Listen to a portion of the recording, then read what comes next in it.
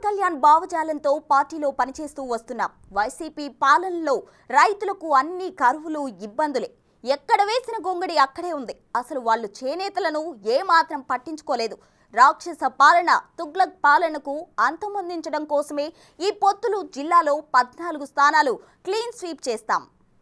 కర్నూలు జిల్లా ఎమ్మిగనూరు సంబంధించినటువంటి నియోజక ఇన్ఛార్జిగా ఉన్నారు. గత ఎన్నికల్లో జనసేన సంబంధించినటువంటి పార్టీకి సంబంధించి పోటీ చేయడం జరిగింది. అయితే మనతో మాట్లాడడానికి రేఖా గౌడ్ ఉన్నారు, జనసేన వీర మహిళ. మేడం చెప్పండి, గతంలో ఎమ్మిగనూరు సంబంధించినటువంటి కాన్స్టిట్యున్సీ నుంచి మీరు పోటీ చేయడం జరిగింది. ఎలా ఉందంటారు ఈ 5 years పాలనకు సంబంధించి? ఎమ్మిగనూరు ఎలా డెవలప్ అయింది?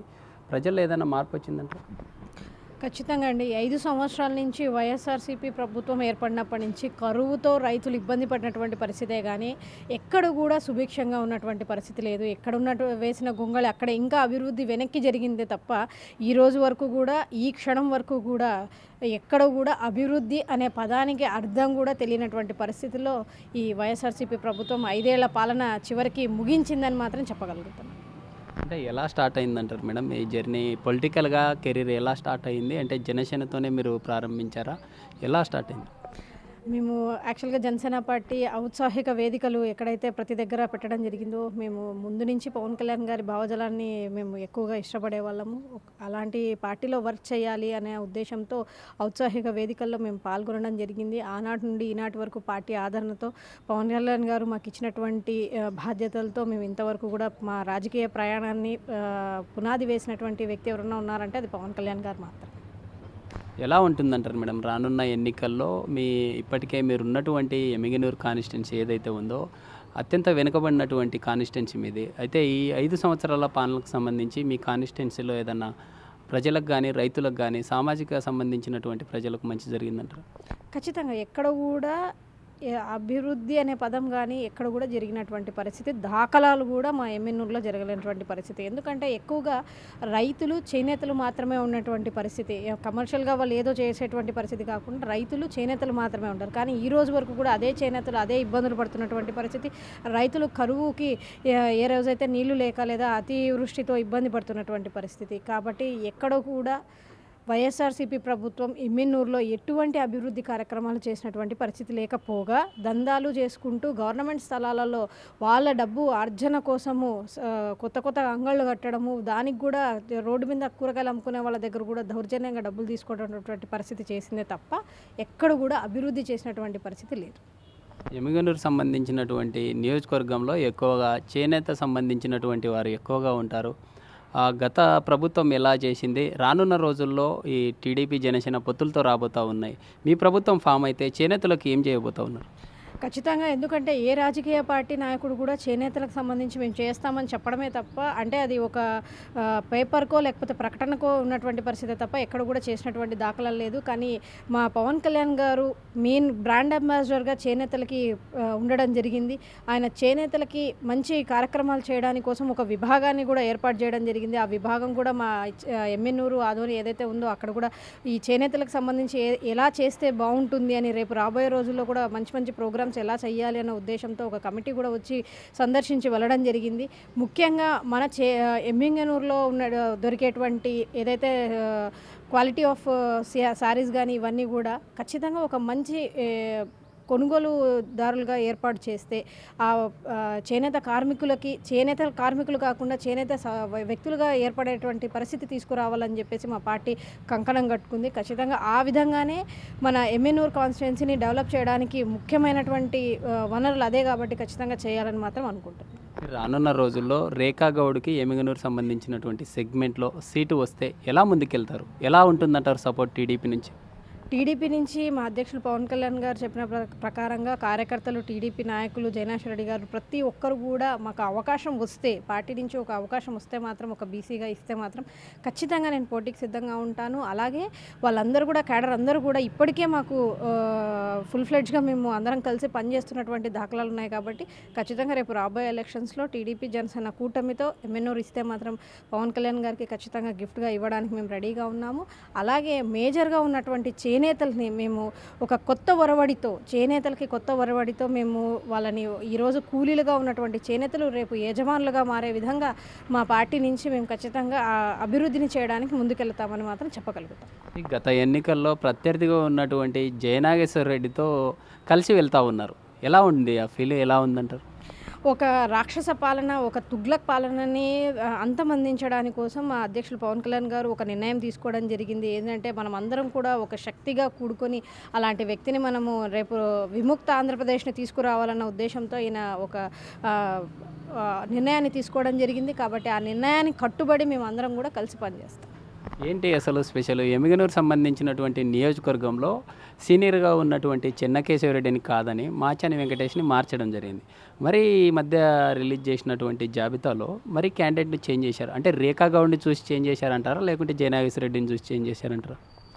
ఎవరిని చూసారని కాదు, ఎవరిని మార్చినా కూడా వాళ్ళు ఎటువంటి అభివృద్ధి చేయనటువంటి పరిస్థితుల్లో వాళ్ళు ఎన్ని మార్పులు చేర్పులు చేసినా, ఆయన మార్పులు చేర్పులు చేసి ఆ కాన్సెప్ట్ ఈ కాన్సెప్ట్ అని చూపించి చెప్పినా కూడా ప్రజలకి క్లారిటీగా అర్థమవుతుంది. ఎవరికి ఓటు వేసినా వైఎస్ఆర్సీపీకి వెళ్తుంది, అక్కడ ఉన్న వ్యక్తి ఎవరైనా కానీ వైఎస్ఆర్సీపీకి వెళ్తుంది. సో కాబట్టి ప్రజలు అందరూ కూడా గమనిస్తున్నారు. కేవలం ఈయన ఓట్ల రాజకీయం చేస్తున్నాడు, ఈ 5 సంవత్సరాలు మాకు చేసింది ఏమీ లేదు అనేది క్లారిటీగా అర్థమవుతున్నటువంటి పరిస్థితి. అంటే అభ్యర్థులను మార్చినంత మాత్రాన ప్రజలు ఉన్నటువంటి వైసీపీ నాయకులను నమ్మే అవకాశాలు ఉన్నాయంటారా? అంటే ప్రజలు మార్పు కోరుకుంటున్నారా, రాజకీయ నాయకులు మార్పు కోరుకుంటున్నారంట? ప్రజలు మార్పుకి ఖచ్చితంగా రెడీగా ఉన్నారండి. ఎప్పుడు ఎలక్షన్స్ వస్తాయా, మేము ఎప్పుడు ఈ విముక్తం చేద్దామా ఇతన్ని అనేటువంటి పరిస్థితి. ఎందుకంటే ఎక్కడికి వెళ్ళినా కూడా ఈరోజు రోడ్ల మీద హ్యాపీగా కూరగాయలు అమ్ముకునే గృహిణీల దగ్గర నుంచి ప్రతి ఒక్కరికి ఏదో రూపంగా రైట్ హ్యాండ్తో డబ్బులు ఇచ్చి లెఫ్ట్ హ్యాండ్తో తీసుకుంటున్నటువంటి పరిస్థితి ప్రతి ఒక్కరికి అర్థమవుతుంది. కాబట్టి ఈయనని ఎందుకు వేసినాంరా, ఇతనికి ఓటు ఎప్పుడెప్పుడు పోతాడో ఈ దరిద్రుడు అనేంత సిచ్యువేషన్లో జనాలు ఉన్నారు. రేపు రాబోయే ఎలక్షన్స్లో ఖచ్చితంగా అందరికీ అర్థమైపోతుంది ఆ విషయాన్ని. కాబట్టి ప్రజలు మార్పుని కోరుకుంటున్నారు. మీ నియోజకవర్గ సంబంధించినటువంటి పరివాహక ప్రాంతంలోనే తుంగభద్ర నది ప్రవహిస్తూ ఉంటుంది. నిత్యం వలసలు కావచ్చు లేదా రైతులు ఇబ్బందులకు గురవుతూ ఉన్నారు. ఏంటి అంటే పాలకులకు సంబంధించినటువంటి నిర్లక్ష్యమా, లేకుంటే ఏమంటారు? గత కాలం నుంచి మనం చూస్తూనే ఉన్నాం. ఇప్పటికి కూడా అభివృద్ధి చెందుతుంది చెప్తూనే ఉన్నారు, కానీ ఎవరు కూడా చేస్తున్నటువంటి పరిస్థితి లేదు. కానీ ఈసారి గెలిసే రాజకీయం చేసేటువంటి నాయకులు ఎవరైతే ఉన్నారో ప్రజానాయకులుగా ఖచ్చితంగా రేపు జరగబోయే రైతులకు ఏదైతే నీళ్లు ప్రవాహ ప్రాంతంలో ఉన్న వాళ్ళు కూడా ఇప్పటికి కూడా మాకు నీళ్ళు అందట్లేదనో లేదా ఆ సమయానికి రావట్లేదనో రైతులు ఇబ్బంది పడుతున్నటువంటి పరిస్థితి ఉంది. కాబట్టి ఏదైతే పెండింగ్ ప్రాజెక్ట్స్ ఉన్నాయో లేదా అవసరమైనటువంటి ప్రాజెక్ట్స్ ఏవైతే ఉన్నాయో వాటికి నిధులు తీసుకొచ్చి పేరుకు మేము హంగామా చేసో ఏదో చేసేటటువంటి కాకుండా ఖచ్చితంగా గవర్నమెంట్ కంప్లీట్ అయ్యేలోపు ఆ ప్రాజెక్ట్ని కూడా కంప్లీట్ చేసే విధంగా మా ప్రభుత్వం ఖచ్చితంగా పనిచేస్తుంది. ఎమ్మిగనూరు రైతులకి ఆ సౌకర్యాన్ని అందించడానికి మా ఉమ్మడి ప్రభుత్వం ఖచ్చితంగా ముందుకుంటుంది. జగన్మోహన్ రెడ్డి పరిపాలన సంబంధించినటువంటి ఈ పీరియడ్లో మహిళలకు ఎలాంటి మంచి జరిగిందంటారు? మహిళలకైతే ఎటువంటి మంచి జరగకపోగా చెడు చేసినటువంటి దాఖలాలు ఎవరన్నా ఉన్నారంటే అది జగన్మోహన్ రెడ్డి గారే. ఎందుకంటే వాలంటీర్స్ వ్యవస్థ దగ్గర నుంచి ప్రతి దగ్గర కూడా అమ్మాయిలపై అఘాయిత్యాలు కానీ చిన్నపిల్లలపైన జరుగుతున్నటువంటి అఘాయిత్యాలు చూస్తుంటే రోజు ఎక్కడ ఏ రోజు ఏ వస్తుందో తెలియనటువంటి పరిస్థితి. ఇంకొక చిన్న విషయం, దశ యాక్ట్ పెట్టారని చెప్తారు, దానికైతే దశ దిశ ఏమీ లేదు, ఒక ఆమోదం పొందినటువంటి పరిస్థితి లేదు. ఇలాంటి అసలు ఒక మహిళ మీద ఎటువంటి గౌరవం లేనటువంటి వ్యక్తి ఎవరన్నా ఉన్నారంటే అది జగన్మోహన్ రెడ్డి గారే అని మాత్రం క్లియర్గా చెప్పగలుగుతాం. గతంలో చెప్పారు అక్క చెల్లమ్మలకు ఏదైనా ఇబ్బందులు గురవుతే ఫోన్ చేసిన గంటల్లోనే సంఘటన స్థలానికి చేరుకుంటా న్యాయం చేస్తామంటున్నారు. అలాంటి పరిస్థితి రాష్ట్రంలో మహిళలకు ఉందంటారా? అలా ఉంటే ఈరోజు ఇన్ని వేల మంది అఘాయిత్యాల పాలయ్యి బయటకు వచ్చినటువంటి వ్యక్తులు కొంతమంది అయితే, లాని వాళ్ళు ఇంకొంతమంది అయితే చివరికి వాళ్ళు పెట్టిన వాలంటీర్ వ్యవస్థే ఎంతో మంది దగ్గర పండు ముసలి దగ్గర నుంచి ఇబ్బందులు పడుతున్నారని రోజు మనం పేపర్లలో టీవీలో అంటే బయటకు వచ్చి వెలుగు చూస్తున్నటువంటి పరిస్థితులే. చూడని ఎన్ని జరుగుతున్నాయో తెలియనటువంటి పరిస్థితి. ఈయన నేను మహిళలకు ఉన్నానని చెప్పడానికి కేవలం ప్రకటనలకు మాత్రమే, అదే రివర్స్ దశ లేని దిశని తీసుకొని వచ్చినటువంటి ఇది ఎంతవరకు చిత్తశుద్ధి ఉందో ఇది కూడా అలాంటి పరిస్థితి. ఎక్కడ కూడా మహిళలకి కనీసమైనటువంటి సౌకర్యాలు కానీ కనీసమైనటువంటి భద్రతను కానీ కల్పించలేనట్టు దాంట్లో జగన్మోహన్ రెడ్డి గారు విఫలమయ్యారని మాత్రం చెప్పగలుగుతాం. ఇటీవల కాలంలో పవన్ కళ్యాణ్ గారు నేషనల్ సంబంధించినటువంటి సర్వేల ద్వారా ఆ ఏపీలో లేడీస్ ఎక్కువగా మిస్సింగ్ అయ్యారంటూ కూడా వాటిని ప్రస్తావించడం జరిగింది. అయితే అధికారంలో ఉన్నటువంటి వైసీపీ మాత్రం ఆ డేటా రాంగ్ అని చెప్పి చెప్తా ఉంది. ఏంటి అసలు నిజంగా ఇట్లా ఏపీలో లేడీస్ మిస్ అయినటువంటి సందర్భాలు ఉన్నాయంట? ఖచ్చితంగా. ఎందుకంటే ఒక వ్యవస్థ అలాంటి డేటా ఇచ్చినప్పుడు తప్పు అని చెప్పడానికి సరే ఆ డేటాకి ఏ రకమైనటువంటి ఇది ఇవ్వగలుగుతారో, ఎవిడెన్స్ ఇవ్వగలుగుతారో రాష్ట్ర ప్రభుత్వం ఇవ్వట్లేదు. ఆయన ఏది చెప్పినా కూడా చేయట్లేదు. బాగుందనే మాట్లాడుతున్నారు. పైన పరదాలు వేసుకొని చేస్తున్నారే తప్ప నిజంగా మిస్సింగ్లు జరిగినటువంటి నంబర్ని నిజంగా జరగలేదు అని చూపించడానికి ఏ పత్రికా ముఖంగానో లేకపోతే ఏ రకంగానో మేము డైరెక్ట్గానే క్వశ్చన్ చేయడం జరిగింది. కానీ ఎక్కడ కూడా ఆయన సమాధానం చెప్పినటువంటి పరిస్థితి లేదు. కనీసం హోంశాఖ మంత్రి కూడా దానికి సమాధానం చెప్పినటువంటి పరిస్థితి లేదు. ఆయన దృష్టిలో హోంశాఖ మంత్రి ఉన్నారో లేదో కూడా మాకు తెలియడం లేదు. సో జగన్మోహన్ రెడ్డి గారు చెప్పే ఏ మాటకు కూడా వాల్యూ లేదు. అతను ఎంతసేపు అబద్ధాలు చెప్పడం తప్ప ఏది కూడా నిజం చెప్పినటువంటి దాఖలాలు ఎక్కడా లేవు. స్త్రీలు మిస్ అవుతున్నారు, అఘాయిత్యాల పాలవుతున్నారు. చిన్న పిల్లలు కూడా స్కూళ్ళకు పంపించిన తల్లిదండ్రులు కూడా భయపడేటువంటి పరిస్థితులు ఏర్పడుతున్నాయి. కాబట్టి ఎక్కడ కూడా మహిళల గురించి ఎక్కడో ఆలోచించినటువంటి పరిస్థితి అయితే ఎక్కడ లేదని మాత్రం అర్థమవుతుంది. ఈ మహిళలకు గతంలో ఇచ్చినటువంటి ఎన్నికల సంబంధించిన సందర్భంలో అనేక రకాల హామీలు ఇచ్చారు. మద్యపానాన్ని కూడా పూర్తిగా నిషేధిస్తాము, అక్క చెల్లమ్మలకు అండగా ఉంటామంటారు. అవి ఎంతవరకు అమలయ్యాయంటారు? మహిళలకు ఇచ్చినటువంటి మద్యపాన నిషేధం చేయకపోగా ఆయన ఇస్తున్నటువంటి బ్రాండ్లు అది ఒక మహిళగా మాట్లాడడానికి మాకు కూడా ఇబ్బందిగానే ఉంది. కానీ ఉదయం నుంచి అతను పనిచేసిన వ్యక్తి ఖచ్చితంగా ఏదో రకంగా అతను వదిలిపెట్టడం లేదు, ఖచ్చితంగా తాగుతున్నాడు. దానివల్ల అనారోగ్య పాలవుతున్నాడు. ఆల్రెడీ పేద కుటుంబంలో ఉన్న వాళ్ళు ఏదో తాగి ఇబ్బంది పడుతున్నాడని మీరు ఏదో చేస్తారనుకుంటే అది కూడా ఇంకా అనారోగ్య పాలైపోయి చివరికి కొన్ని కుటుంబాల్లో పెద్దను కోల్పోవాల్సినటువంటి పరిస్థితులు ఏర్పడుతున్నాయి. ఎందుకంటే వాళ్ళ దగ్గర డబ్బు లేనటువంటి పరిస్థితి. అంటే ఈయన ప్రజల్ని చంపడానికి, ఆయనకు డబ్బు తెచ్చుకోవడానికి బ్రాండ్లు తీసుకొచ్చాడే తప్ప ఎక్కడ కూడా మద్యపాన నిషేధం చేయకపోగా మహిళలపై అధిక భారాన్ని ఇంకా కుటుంబంలో ఇంకా కష్టాలని తీసుకొని వచ్చాడు తప్ప మహిళలకు మంచి చేసినటువంటి పరిస్థితి లేదు. ఎలా ఉంటుందంటారు మేడం ఫైనల్గా? అంటే ఇటు మన ఉమ్మడి 14 సంబంధించినటువంటి కర్నూలు జిల్లాలో ఎలా ముందుకెళ్తా ఉన్నారు? టీడీపీతో జనసేన ఎలా ముందుకెళ్తుంది? ఎలా సపోర్ట్ చేస్తూ ఉన్నారు? ఎలా ఉంటుందంటారు మన జిల్లాలో?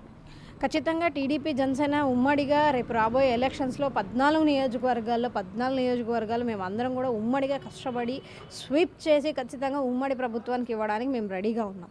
ఎందుకంటే ఈ రాక్షస పాలన ఎంత అధ్వానంగా ఉందో ప్రతి ఒక్కరికి క్లారిటీగా అర్థమవుతుంది. సో ప్రజలకి మేము ఎక్కువగా కష్టపడాల్సిన పని లేదు, ఆయన చేస్తున్న పనులు క్లియర్గా అర్థమవుతున్నాయి. కాబట్టి రాబోయే ఎలక్షన్స్లో జనసేన టీడీపీ ఉమ్మడి ప్రభుత్వాన్ని ఏర్పాటు చేయడానికి ప్రతి జన సైనికుడు, ప్రతి టీడీపీ కార్యకర్త కూడా కష్టపడి పనిచేస్తామని మాత్రం చెప్పగలుగుతాం.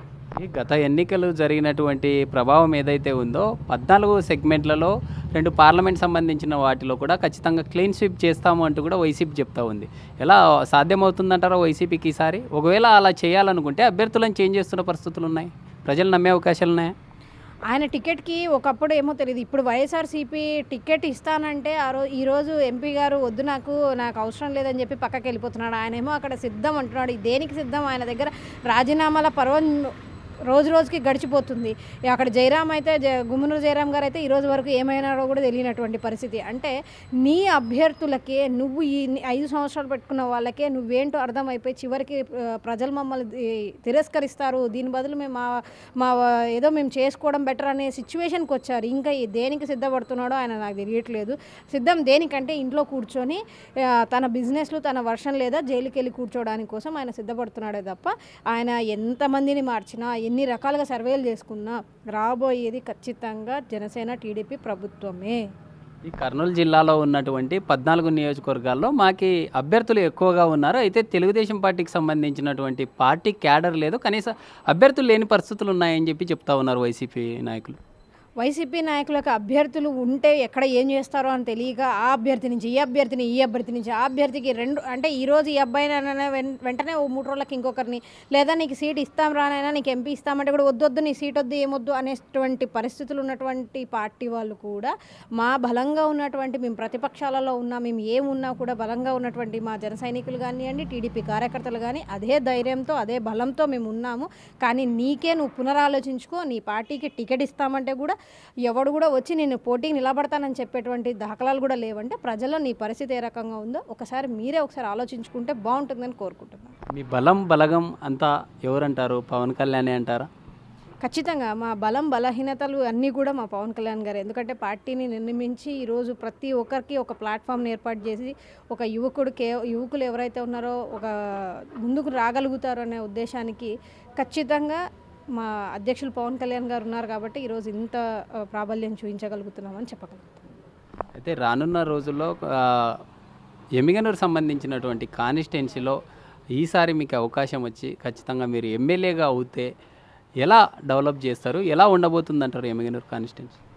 ఎమ్మెన్యూలో మా అధ్యక్షులు పవన్ కళ్యాణ్ గారు కనుక నాకు అవకాశం ఇస్తే, ఎందుకంటే ఇస్తే మాత్రం ఖచ్చితంగా చేనేతల్ని ఎక్కడ లేనటువంటి మంచి కళ్ళ నేత దగ్గర నుంచి ప్రతి కూడా నేతలో చాలా పూర్వం దగ్గర నుంచి ఉన్నటువంటి నేత మన ఎమ్మెన్యూరులో ఉంటుంది కాబట్టి దాన్ని డెవలప్ చేసి ప్రతి చేనేత కార్మికుడిని కాకుండా చేనేత ఓనర్ని చేసేటువంటి విధంగా మేము ఖచ్చితంగా పనిచేస్తాం. అలాగే రైతులు ఈ రెండు కళ్ళ లాంటివి అక్కడ ఉన్నటువంటి పరిస్థితి, అలాగే వైద్యం కూడా చాలా ఇబ్బంది పరుస్తున్నటువంటి పరిస్థితి కాబట్టి మేజర్గా మేము చేనేతలు, రైతులు, వైద్యం మీద ఖచ్చితంగా పనిచేయడానికి రెడీగా ఉన్నామని మాత్రం చెప్పగలుగుతాం. మీరున్నటువంటి ఎమ్మిగనూరు సంబంధించినటువంటి నియోజకవర్గంలో అక్షరాస్యత సంబంధించినటువంటి శాతం కూడా చాలా లీస్టులో ఉంటుంది, తక్కువగా ఉంటుంది. అయితే ఆ మహిళలకు సంబంధించి ఏమన్నా ప్రత్యేకంగా చర్యలు తీసుకునే అవకాశాలు ఏదైనా ఉందంటారా మీ ప్రభుత్వం రానున్న రోజులు? ఖచ్చితంగా, ఎందుకంటే ఎమ్మెన్యూరులో ఈ పాలకులు చేసినటువంటి పరిస్థితుల్లో ఆ బెల్ట్ అంతా కూడా ఎక్కువ శాతం వలసలు వెళ్తారు. వలసలు వెళ్ళడం వల్ల అక్కడున్న విద్యకు సంబంధించిన హాస్టల్స్ కానీ ఈయన గారు వచ్చిన తర్వాత ఆ బీసీ ఎస్సీ హాస్టల్స్ కూడా కనీసం ఆడపిల్లలను అక్కడ పెట్టి చదివించుకునేటువంటి పరిస్థితి కూడా లేకున్నటువంటి పరిస్థితి వచ్చింది. కాబట్టి అలా కాకుండా ఎప్పుడైతే వలసలు ఆగుతాయో ఆ నిరక్షరాస్యత ఖచ్చితంగా వాళ్ళు చదువుకోవడానికి అవకాశం ఉంటుంది. కడుపు నిండా అన్నం తినడానికే సిచ్యువేషన్ లేనటువంటి పరిస్థితిలో పిల్లల్ని ఏ రకంగా చదివించుకుంటారో, అసలు వాళ్ళు ఉన్న ఊర్లో ఎలా ఉండగలుగుతారు? సో అందుకే ఆ రెండు కళ్ళు ఏదైతే చేనేత, ఏదైతే రైతు ఎప్పుడైతే ఉండి వలసలు ఆగుతాయో ఖచ్చితంగా అక్కడి నుంచి కూడా మంచి చదువుకునేటువంటి వ్యక్తులు రాగలుగుతారు.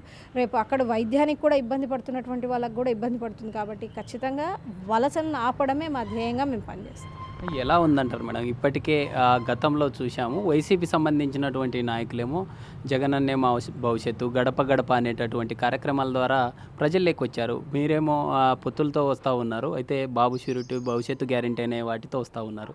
ఎలా ఉంది అంటే ప్రజల్లోకి వెళ్తూ ఉన్నారు, ప్రజలు ఎలాంటి సమస్యలు వివరిస్తూ ఉన్నారు, వాటిని ఏ విధంగా మీరు ముందుకు తీసుకెళ్తూ ఉన్నారు?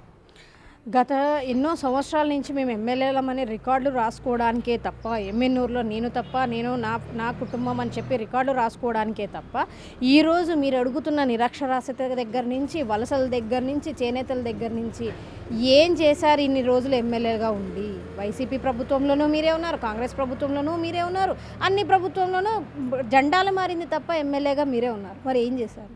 చేసినటువంటి పరిస్థితి లేదు. కాబట్టి ప్రజలు ఈరోజు మార్పు కోరుకుంటున్నారు. ప్రజల సమస్యలు ఏ రకంగా ఉన్నాయో వీటిని ఎక్కడ కూడా వీళ్ళు క్లియర్ చేసినటువంటి పరిస్థితి లేదని ప్రజలకు అర్థమవుతుంది. కాబట్టి రాబోయే రోజుల్లో మేము ఖచ్చితంగా గవర్నమెంట్కి వచ్చిన వెంటనే ఏదైతే వాళ్ళు వదిలేశారో, వాళ్ళు ఏదైతే వలసలు వెళ్తున్నారో వాటిని వదిలేశారో వీటన్నిటిని కూడా మేము కంప్లీట్గా వాళ్ళకు చేయడానికి మేము ప్రభుత్వం అయ్యేలోపు, మేము అంటుంది 5 సంవత్సరాలు మా అవకాశం ఇచ్చే 5 సంవత్సరాల లోపు మేము కంప్లీట్ చేస్తాం. మీలాగా నెక్స్ట్ చేస్తాం అనే పదం కాకుండా 5 సంవత్సరాలకి వాళ్ళు అడగడానికి ఏం లేకుండా, లేదా నెక్స్ట్ ప్రాజెక్ట్కి వెళ్ళే విధంగా ప్లాన్ చేసుకొని ఖచ్చితంగా మేము పని చేయగలుగుతామని మాత్రం చెప్పగలుగుతాం.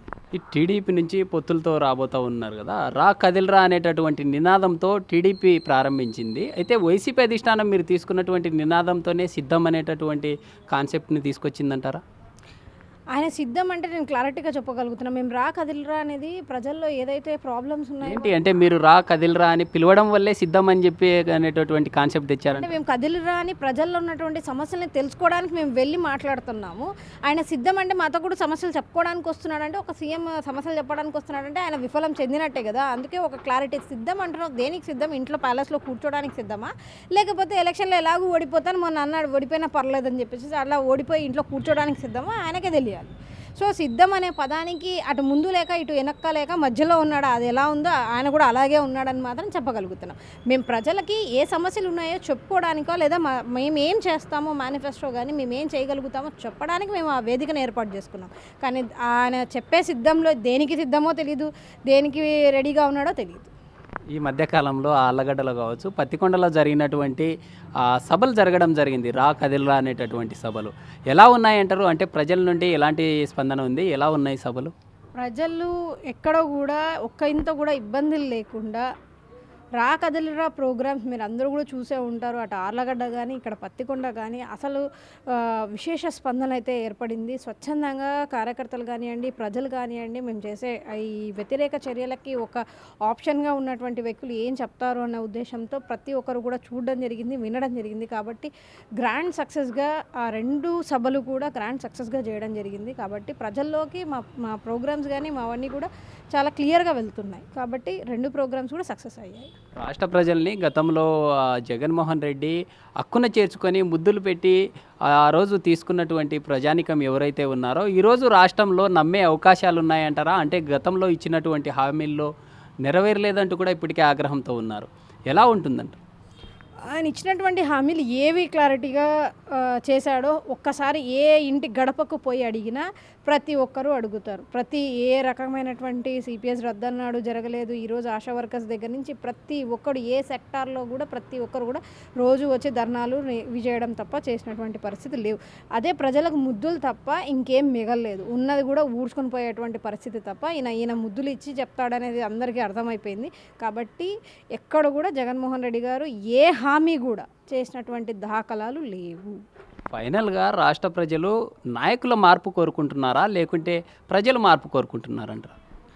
ప్రజలకు మంచి చేసే నాయకులు కావాలని కోరుకుంటున్నారు. రాజకీయం చేసే నాయకుడికి, దోపిడీ చేసుకునే నాయకుడికి చరమగీతం పాడి మా కోసం మంచి చేసేటువంటి మా భవిష్యత్తు తరాల కోసం మంచి చేసేటువంటి నాయకుడు, అలాంటి ప్రభుత్వం రావాలని ప్రజలు కోరుకుంటున్నారు. ఓవరాల్గా ఎమ్మిగనూరు సంబంధించినటువంటి నియోజకవర్గంలో మేడానికి అవకాశం ఇస్తే ఖచ్చితంగా రానున్న ఎన్నికల్లో ఖచ్చితంగా అక్కడ గెలుపు దిశగా ముందుకెళ్తాము. ఇప్పటికే పొత్తులతో వస్తూ ఉన్నాము. ఎమ్మిగనూరు సంబంధించినటువంటి నియోజకవర్గంలో ప్రజలకు ఉన్నటువంటి సమస్యలకు సంబంధించి ఇప్పటికే వాటిని గుర్తించాము. అదే దిశగా రానున్న రోజుల్లో పరిష్కారం దిశగా ముందుకెళ్తాము. ఖచ్చితంగా ఈసారి జరగబోయేటటువంటి ఎన్నికల్లో ప్రజలు బ్రహ్మరథం పడతారు అని చెప్పి తెలుపుతున్న పరిస్థితి. వీడియో జర్నలిస్ట్ సురేష్తో శ్రీరామ్, బిగ్ టీవీ, ఎమ్మిగనూరు నుంచి.